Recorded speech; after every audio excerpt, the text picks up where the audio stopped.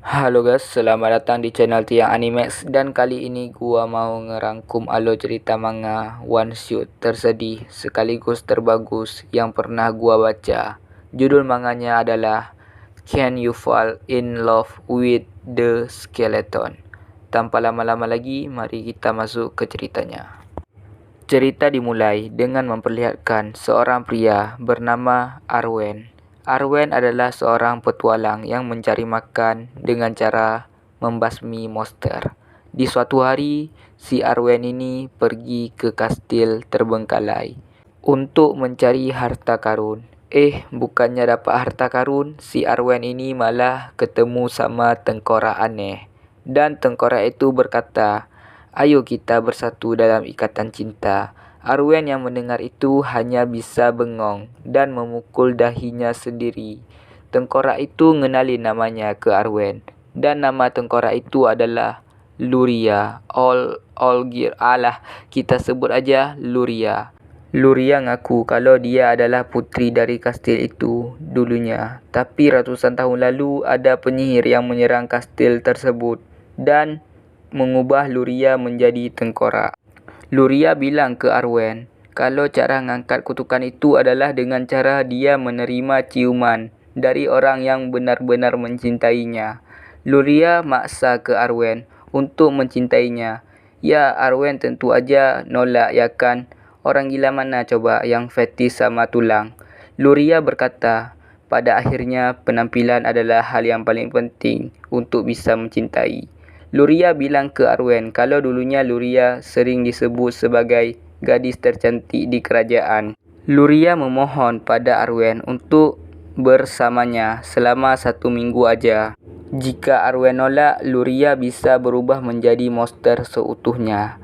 Arwen yang mendengar itu merasa kasihan pada Luria dan akhirnya menyetujui untuk tinggal bersama Luria selama 1 minggu. Mereka melalui hari yang damai. Di hari pertama, Luria membuat makanan untuk Arwen.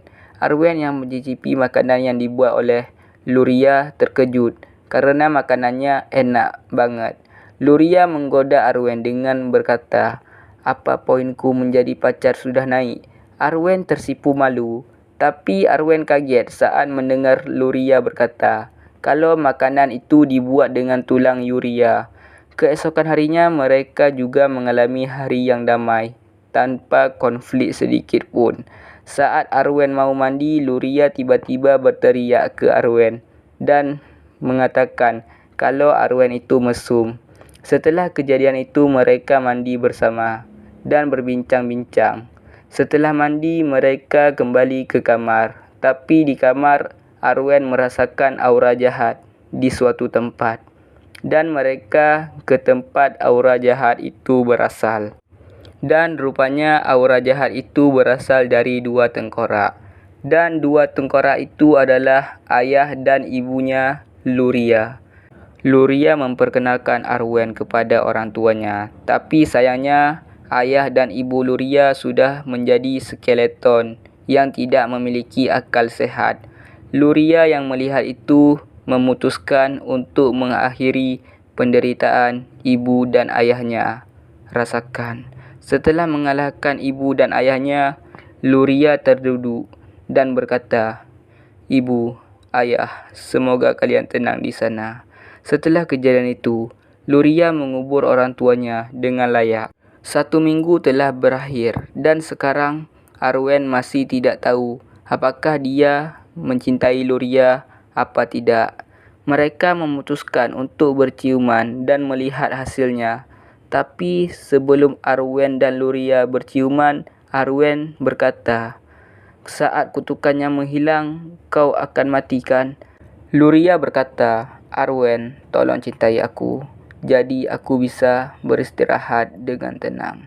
Arwen agak kesal pada Luria kenapa dia membohonginya. Luria meminta maaf dengan tulus, sangat tulus. Arwen bertanya ke Luria, "Apa tidak ada cara lain untuk kamu menjadi manusia?" Luria berkata, "Tidak ada gunanya. Yang sudah mati harus tenang." Luria berkata pada Arwen untuk tidak menangis. Arwen mencium Luria sembari berkata, Hatimu itu terlalu cantik. Setelah mereka berciuman, tiba-tiba ada cahaya aneh dan ternyata kutukan Luria sudah diangkat. Dan akhirnya kita bisa melihat wujud Luria yang dulu. Luria yang dulu adalah seorang gadis cantik dari sebuah kerajaan. Ya, seperti inilah rupanya, seorang gadis cantik yang seperti bunga. Dan setelah kejadian itu, Luria menghilang dari dunia untuk selama-lamanya. Tamat. Kalau kalian suka dengan alur manga one shot gini, kalian bisa komen. Jangan lupa like dan subscribe. Dan sayonara. Reminds me that it's not so bad, it's not so